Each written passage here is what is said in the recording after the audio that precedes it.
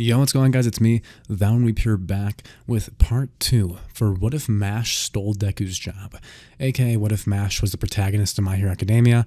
Sorry if my voice sounds a little off right now, I'm kind of sick, so if I sound a little worse than usual, that's why, but I still gotta make this, and I saw a lot of people in the comment section requesting a part 2, so here's for you guys.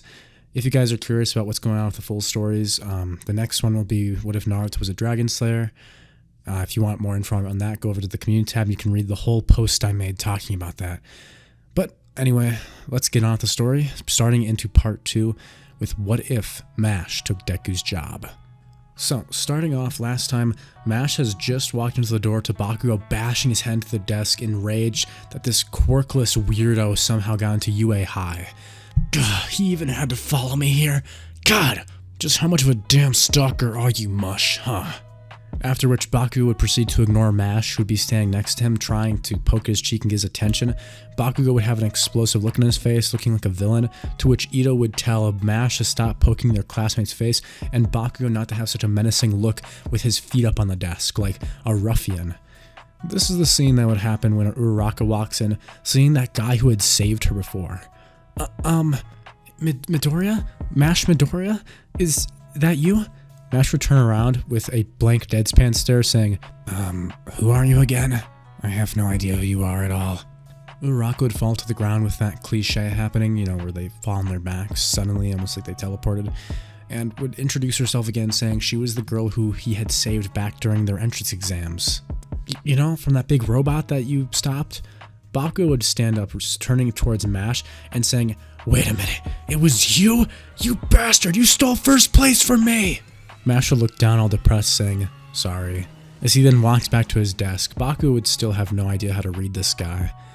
Anyway, this is when a big yellow roly-poly would waddle its way into class, revealing itself as it unzips and crawls out like a butterfly to be Mr. Aizawa, or Eraserhead, the pro hero, who would also happen to be Class 1A's teacher. MASH would look at him thinking he's some sort of butterfly hero, to which Aizawa would actually correct him, saying that, no, I just come to school like this because I'm homeless. Oh, that makes sense. Everyone would be like, what? Just looking at this interaction between the one who has depression and the one who's oblivious. It's at this point that Aizawa would tell the class, saying, alright everyone, screw your entrance ceremony. We're gonna go find out where your ability ranges are at. And so everyone would change into their gym clothes since they don't have their hero costumes yet. MASH in his gym outfit looking super buff. Even the sugar guy and 8 Arms would be impressed, wondering how this guy is so beefy. And here is where the physical exam starts. When MASH has to do the 20-meter run like Ida and everyone else, he is destroying everyone in every single event. Bakugo would do the ball throw, and after all of these events take place, the most impressive which being the side-to-side step, it would look like he had after images of himself. As Aizawa and everyone else would swear by God that this man has to have some powerful as hell enhancement quirk, because he is basically the dominator of this entire exam, completely beating out everyone, even Ida in speed, strength, grip strength. He would just be dominating everyone. When Aizawa would try and deactivate his quirk, nothing would happen. This would freak Aizawa out even more, watching and wondering what kind of monster this kid is. It's time for the nostalgic ball throw that everyone loves. Uraraka gets Infinity, to which annoys Deku, who's been winning every single event, saying he'll have to outdo her. This would freak everyone out as he starts charging his arm, spinning it like a top. As he throws it at Mach 10, the ball just burns out into cinders once it hits the atmosphere, completely disappearing and causing question marks to appear on the scanner. When Aizawa would try and cut Mineta from the class, this is when MASH would step in, grabbing Mineta by the head and one of his boing boing purple grape ball things, and saying that there's no point to getting rid of him. When Aizawa asks if a student's questioning his authority, MASH would simply nod, now then saying, if you get rid of this purple ball sack head, then we're going to have an uneven number of people in class. And that means that if we do any group projects or anything involving even teams, someone's going to have to be the odd man out. And if it was me, I would hate that. Even Todoroki, who's just cool at this point in time, being like a edgelord, would giggle at this, making a pff sound. Mineta would start crying, saying that's the only reason you want him to not cut me, and MASH would nod, saying there's no other real reason. Minato would keep crying. To this point, Mash would pull out a cream puff from somewhere, shoving it into his mouth and saying to stop crying. It's at this point Aizawa would just give up with this anomaly, saying that if it's the first place winner's choice, then everyone gets to pass, I guess. Aizawa would take everyone back to class, and all of the girls and guys would just be staring at Mash. Mash would completely be ignoring them, looking down at his desk as he's looking down at a textbook, drawing a cream puff. After that day in class, he'd walk home with Uraraka and Ida asking if they can walk with him, with both of them being impressed by Mash's character and strength. Ida complimenting him on his leg muscles and asking him what training regimen he uses to be so strong with that enhancement quirk of his. This is when Mash would turn saying, "Oh, I'm quirkless." Ida would just fall over again with tears coming down his eyes, saying he actually lost in a running race to someone who's quirkless when his legs are literal engines. Afterwards, he'd stand up saying that he must catch up to him in order to prove himself as a worthy successor to the Tenya Ida family. Anyway, after that, a few more days in class would pass, with students and teachers alike being shocked at Mash's unique tendencies. This is when eventually it would be time for the battle testing arc, which is when All Might would come in. All Might, seeing Mash, would have a little irritation mark pop up in his right eye, deciding that he's going to make things interesting, as he pairs up Todoroki and Bakugo against Uraraka and Mash. A little taste of defeat might be the trick. I'm sure after this battle he'll find me after class and beg me to give him one for all. Uraraka would be nervous, with Todoroki and Bakugo being on defense and them being on offense. Mash would crack his knuckles saying this is perfect. He would turn looking at Uraraka saying she'll be the one to get the bomb and he'll beat the wallop out of those two guys. The moment the trial starts, Todoroki would touch the building, freezing the entire thing. This is when Mash would sense what's coming, grabbing Uraraka and jumping into the air, started to kick his legs as he's seemingly floating as the ground would completely turn to ice. Todoroki would close his eyes saying, "It's over." And nothing would happen. Huh? Bakugo's feet would be stuck in the floor, asking what the hell that was for, huh, ice guy? Todoroki would be perplexed, looking at the ground as he decides to do it again. At this point, Bakugo would start being frozen fully, as he starts using his explosion, saying he'll kill him if he does that again. Todoroki would lift his hand, looking down at it, wondering, am I on an off day today? As we then switch back to Mash, floating with his kicks as he's carrying Uraraka up the stairs. Uraraka would say that she thinks it stopped as he would land to the ground, slipping around and Uraraka touching him and holding them from falling. Uraraka would sigh, a breath of cold air coming out, as she smiles, saying it looks like the worst of it's over. This is when we hear a crash of ice and explosions as Bakugo comes running down the stairs screaming, "I'm gonna kill that damn Mash!" At this point, Mash would have a tear in his eye saying, "God-chan, he's so good at playing the part of a villain. I guess I have to do my best to be a hero too." Alright, let's go through the plan. Mash would confront Bakugo, who would waste no time in running at him, punching the wall behind him, and trying to throw dozens of punches of explosions at him, showing no mercy. Mash would easily dodge all of these, slipping to the ground as he hits his head on the ground, causing a bump to form. He quickly rubbed this, saying, "Ow," as he stands back up, blood spurting down his head, and Bakugo asking if he's insane. This is when he would notice the ice on the ground, using it as a skate, as he uses the edges of his shoe like an ice skate, curving his feet inwards and looking like a weird penguin as he starts skating around on the ice so quickly even Bakugo can't see him. This would tick Bakugo off as he starts slipping himself, falling to the ground, saying he's through with this crap. Using his explosions, he starts spinning like a top, melting all the ice. Mash would try and skate again, falling forward on his face, as he then pulls up, saying, "I was just starting to have fun. I'd never been skating before." He'd look over at Bakugo saying, "Ka-chan, do you want to go ice skating sometime? How about you just go and die, yeah? That sounds good." Bakugo would then pull the lever on his explosive gauntlet, blasting a wave of explosion towards Mash. Everyone in the camera room would be begging All Might to stop them, saying this is going too far. He's gonna kill Mash. This is what would cause All Might to smile even bigger, saying, "Let's see the true power of youth." Wait, that's my guy. "Let's see the true power of young heroes." To this, Kirishima would say, yeah, there won't be any of those left if you keep letting that blonde guy make terrorist attacks on school grounds." At this point, All Might would sigh, saying, "Well, a good old terrorist attack is something that you heroes will have to deal with one day."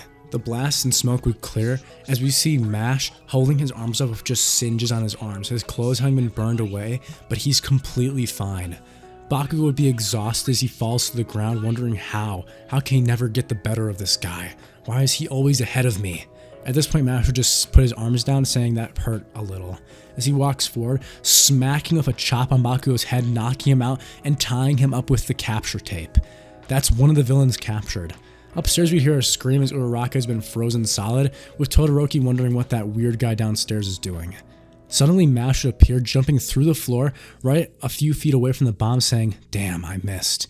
As before Todoroki can even do anything, he would seemingly teleport, with his feet kicking off the icy shards, causing the entire ground to crack, as he basically dive bomb tackles the bomb, completely encapturing it. All Might would slam his fist down the table with tears in his eyes, as everyone's wondering why he's so emotional. In his head, he'd be thinking, "Damn it." And out loud, he'd say, "Congratulations! The heroes win." Todoroki would sigh, wondering how the hell someone can even move that fast, as he walks away, leaving the building covered in ice. Mash would walk over to Uraraka, beginning to rub the ice off her, and she'd be shivering. He would pick her up, holding her and carrying her downstairs, which would cause Uraraka to feel doki doki, if you know what I mean. The rest of the events would pretty much go as normal, with Todoroki being swapped with Ida, you know how it goes. And with that, All Might's plan to make Mash beg him for one for all would have failed yet again. And so, Mash would go home with Ida and Uraraka, saying that Uraraka did a good job at holding off that other guy. Uraraka put her fingers together, saying she didn't even get to do anything. Mash would hand her a cream puff, saying that's not true, and that if she hadn't held off that guy upstairs, he wouldn't have been able to finish off Kacchan. At this point, Ida would ask what his relationship with that young Katsuki Bakugo is, which would cause Mash to smile, a light surrounding his head, as he says, "Ah, Kacchan's my best friend." Both Uraraka and Ida would look at him like, what the fuck? Like, this dude has been getting verbally and physically abused by Bakugo since starting class, and he has said nothing. He's been enjoying it even, having banter with him and just playing back, throwing punches back and forth between the two. It's like he doesn't get that he's trying to bully him. And so events would continue all the way the same pretty much, except for Mash having slightly lower grades than Deku, because Izuku's actually smart and Mash is just muscles. Until the USJ incident, or what will become the USJ incident. The Class 1A would be sent on the bus with Aizawa and All Might being delayed, of course, by Principal Nezuko. I meant Nezu, not Nezuko. Just imagine Nezuko from Demon Slayer as the president. Hey guys, welcome back to What If Nezuko was the president of My Hero Academia's UA. Mash and the others would arrive at the USJ by bus, with All Might again being sent behind. And this is when we meet the gravity hero, Black Hole, which is the hero who uses the power of gravity in a black hole. Uraraka would be impressed since she wants to be a safety hero like her, and helped clear rubble and other things, also since they both have gravity powers. And everyone would start to be split up into groups when suddenly a black portal would appear in the center. Aizawa would tell everyone to get back, as the League of Villains would emerge, with Kurogiri using his portal power to surround everyone, transporting them to different areas of the entire USJ. This would still happen since this was the plan to kill All Might, so it doesn't really have much to do with Izuku's presence or anything, so it's okay that Mash is still here, basically, so it's all good. Anyway, Mash would be sent with Froppy and Mineta, or as he calls him, Purple Ballsack Head, which would cause Mineta to get pissed off, saying that someone like him with a mushroom top cannot call him a ball head. He would put a stick on the ground of the boat, drawing in circles saying he's sorry. Froppy would ask what each of them can do, with Mash saying that he can punch things, which the two of them would agree to. This time, because there is no Izuku making the fancy plan, we get a Mash-style plan, with him picking up Mineta and Froppy and leaping off the boat, jumping into the water. Froppy would have told Mash that this is a bad idea since all of them have water-based quirks. As soon as they land in the water, he'd throw Mineta to shore, and Froppy next. Froppy would make a rivet sound as she lands on the shore, saying she can help. But as she turns around, we would see the villains screaming as they start getting pulled under and beaten under the water. We see bubbles and bodies floating up as Mash would be under the water throwing punches and kicks and basically moving just as fast as on land, even spinning faster and faster once he gets the hang of it since he's not really that good at swimming. Or he would have thought so since he's never been swimming before, according to the canon of last or 2 weeks ago's episode, I don't know. But anyway, basically, Mash would dominate every villain in the water pool area, throwing them down into the middle as they'd have bubbles coming out of their mouths being knocked unconscious. He'd come back onto shore, wiping his hands, saying that, well, that's all wrapped up.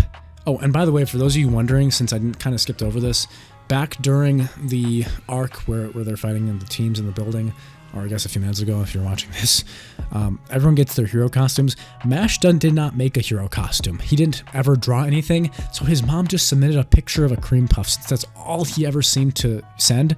So MASH's hero costume is him just wearing a big cream puff, like a giant masquerade. Like he's at like a theme park or something. So just imagine Mineta and Froppy watching this big cream puff costume floating around and defeating all these villains that look menacing.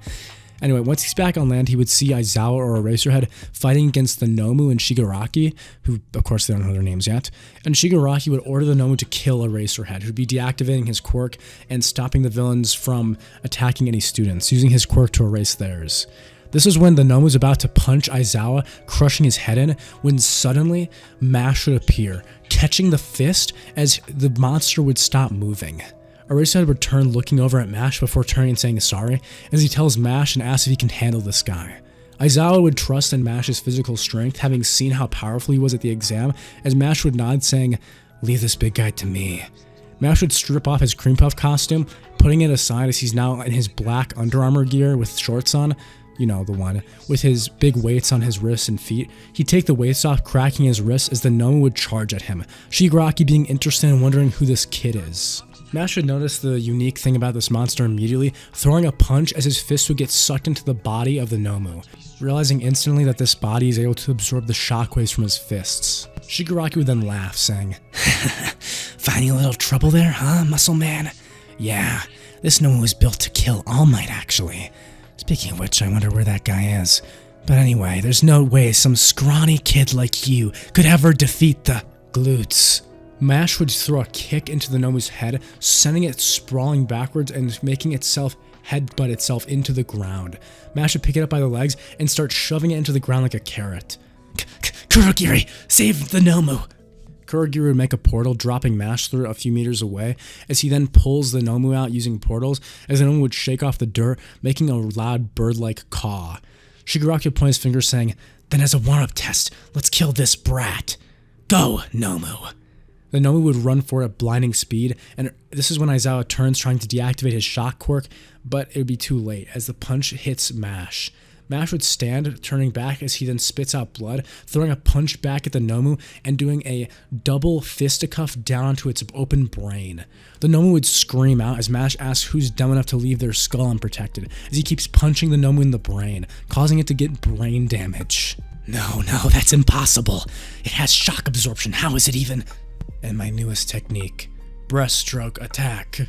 MASH would dive forward with his hands like a spear, stabbing himself into the Nomu and spinning before ripping his arms apart, causing the Nomu to feel extreme pain as it backs away from MASH. MASH being too much for it. The Nomu would run back to Shigaraki with tears coming out of its hollow eyes, basically begging for it not to make him fight that monster, referring to MASH. All Might would arrive at this point as he says, "I am here." MASH would turn saying, "Oh, it's you. Way to be late, huh?"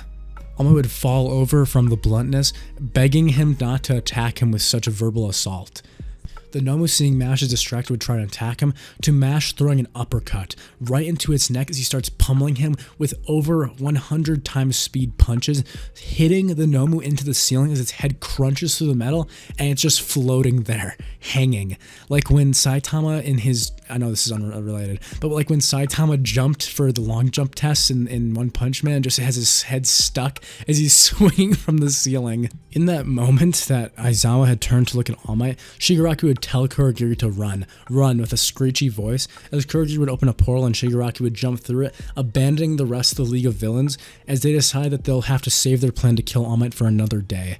And so MASH has saved the day again, stealing All Might's spotlight once again, which would cause him to put his fists in the ground, complaining, saying he never gets to do anything cool anymore when MASH is around. Baku would be standing there having just finished off his side of the villain, saying, "Yeah, tell me about it," as All Might would notice him for the first time, thinking maybe he would want one for all. If you guys want to see the next part for what if MASH stole Deku's job, make sure to let me know in the comment section. I always have so much fun with this one. I don't know why. It's so entertaining. I love making it. If you guys want me to make like a full series on this, I will definitely do it. It's so funny. I love MASH so much. He's just him. I don't know. He's just that guy.